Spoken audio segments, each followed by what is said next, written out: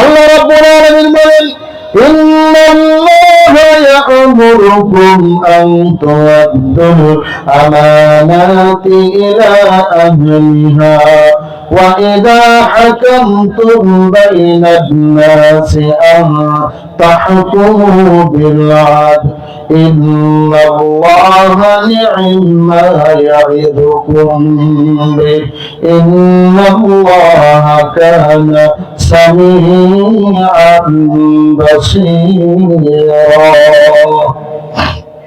সূরা আন-নিসা আয়াত নাম্বার 58 মনে রাখতে হবে। এই কথাগুলো বলছি কার কথা? আল্লাহর কথাগুলো আমি আপনাদের সামনে অনুবাদ করছি।